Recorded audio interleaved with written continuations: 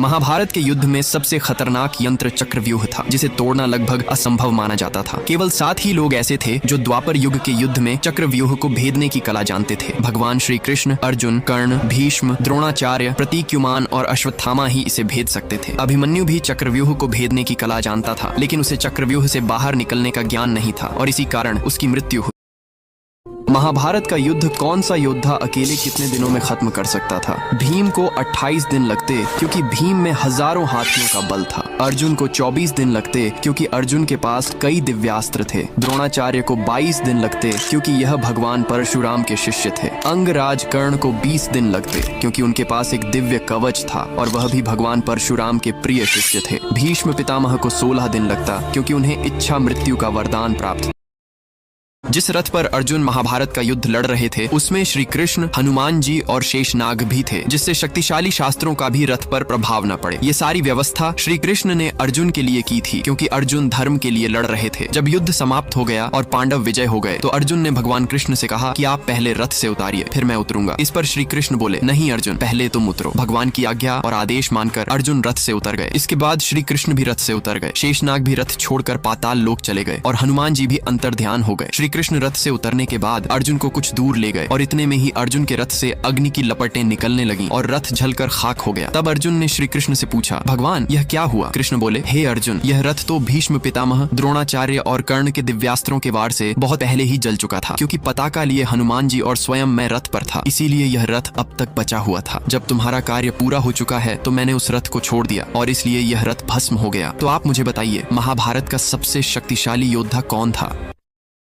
क्या आपको पता है कि महाभारत के युद्ध में भगवान श्री कृष्ण चाहते तो अकेले ही कौरवों का अंत कर सकते थे, लेकिन फिर भी उन्होंने ऐसा क्यों नहीं किया और अर्जुन का सारथी बनना स्वीकार किया? जब महाभारत का युद्ध तय हो गया तब अर्जुन मदद मांगने के लिए द्वारका गए। उधर दुर्योधन भी श्री कृष्ण की सहायता पाने के लिए पहले ही वहां पहुंच चुका था। श्री कृष्ण उस समय शयन कर रहे थे। दुर्योधन उनके सिर की ओर बैठ गए, जबकि अर्जुन उनके चरणों के पास। जब श्री कृष्ण की आंख खुली तो उन्होंने सबसे पहले अर्जुन को देखा। उन्होंने कहा, तुम दोनों में से एक मेरी सेना, नारायणी सेना ले सकता है और दूसरा मुझे, लेकिन मैं युद्ध में कोई हथियार नहीं उठाऊंगा, मैं सिर्फ सलाहकार बनूंगा। दुर्योधन ने बिना समय गंवाए नारायणी सेना को चुन लिया। उसे लगा कि लाखों योद्धाओं की सेना से वह पांडवों को आसानी से हरा देगा, लेकिन अर्जुन ने विनम्रता से श्री कृष्ण को चुना। महाभारत में वेद व्यास लिखते हैं कि अर्जुन को यह एहसास था कि एक सच्चा मार्गदर्शक युद्ध के हर मोड़ पर सही दिशा दिखा सकता है। यही कारण था कि श्री कृष्ण ने अर्जुन का सारथी बना।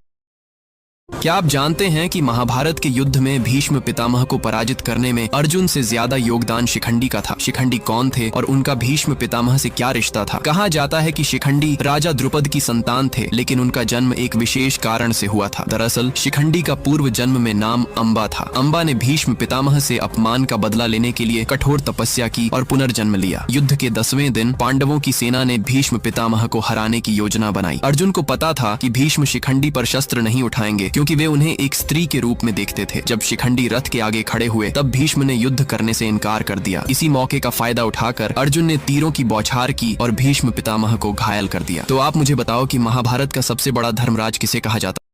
भारत युद्ध का 17वां दिन कर्ण कौरव सेना का सेनापति बन चुका था। उसकी एक ही प्रतिज्ञा थी, अर्जुन को हराना। लेकिन तभी मैदान में युधिष्ठिर और कर्ण आमने सामने आ गए। कर्ण ने अपनी पूरी ताकत के साथ युधिष्ठिर पर हमला किया। बाणों की बौछार ने युधिष्ठिर को थका दिया। एक के बाद एक वार के बाद युधिष्ठिर घायल होकर गिर पड़े। उनके पास लड़ने की शक्ति नहीं बची। मजबूरी में वे युद्ध छोड़कर अपने शिविर लौट गए। शिविर में युधिष्ठिर का दिल टूटा हुआ था। वे अंदर ही अंदर खुद को कमजोर महसूस कर रहे थे। तभी अर्जुन और भीम वहां पहुंचे। युधिष्ठिर ने अर्जुन की ओर गुस्से से देखा और बोले, तुमने कर्ण को हराने की प्रतिज्ञा ली थी, फिर अब तक कर्ण क्यों जीवित है? अर्जुन ने सिर झुकाया, लेकिन उनकी आवाज में आत्मविश्वास था। भैया चिंता मत कीजिए, कर्ण का अंत निश्चित है। मैं अपनी प्रतिज्ञा जरूर पूरी करूंगा। ये सुनकर युधिष्ठिर शांत हो गए। अर्जुन ने तुरंत अपने रथ को युद्ध के मैदान की ओर मोड़ दिया। अगले दिन महाभारत का सबसे भयानक युद्ध होने वाला था, अर्जुन और कर्ण का अंतिम युद्ध। तो आप मुझे बताओ कि अर्जुन ने कर्ण का वध कैसे किया?